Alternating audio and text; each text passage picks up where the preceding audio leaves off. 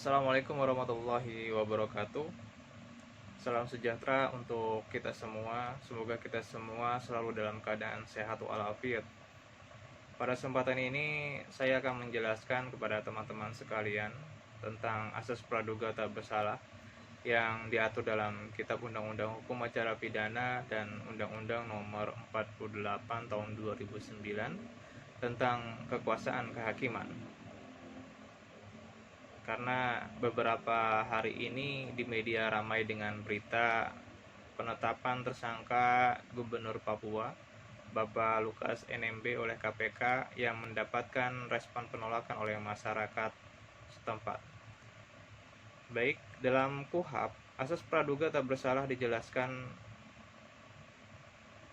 dalam penjelasan umum KUHP butir 3 huruf C, yaitu setiap orang yang disangka, ditangkap, ditahan, dituntut, dan dihadapkan di muka sidang pengadilan wajib dianggap tidak bersalah sampai adanya putusan pengadilan yang menyatakan kesalahannya dan memperoleh kekuatan hukum tetap.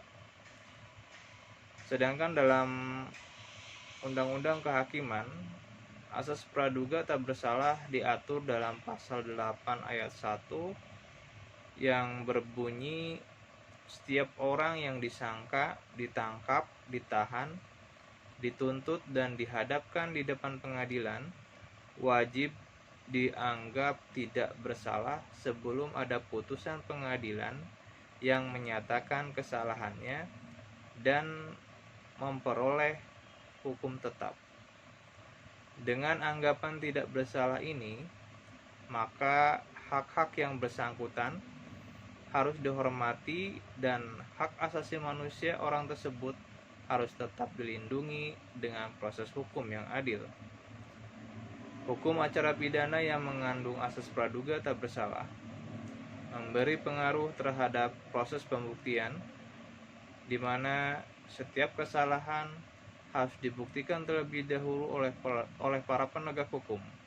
Oleh karena itu, tersangka atau terdakwa tidak dapat dipaksa memberi kesaksian untuk dirinya sendiri atau untuk mengakui kesalahannya. Asas praduga tak bersalah juga penting untuk mengerem perilaku penegak hukum untuk tetap memperlakukan yang bersangkutan sebagaimana orang-orang yang tidak bersalah.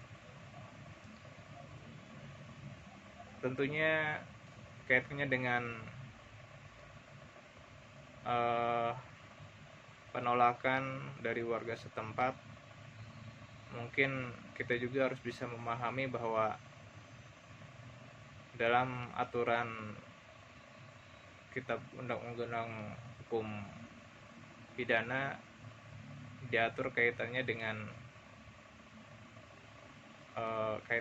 upaya menghalangi proses penyidikan, sehingga perbuatan menghalangi proses penyidikan tindak pidana atau obstruction of justice merupakan tindakan yang menghalangi proses hukum penyidikan, sehingga pada akhirnya mempersulit petugas penyidik dalam melaksanakan tugas di bidang penyidikan suatu tindak pidana.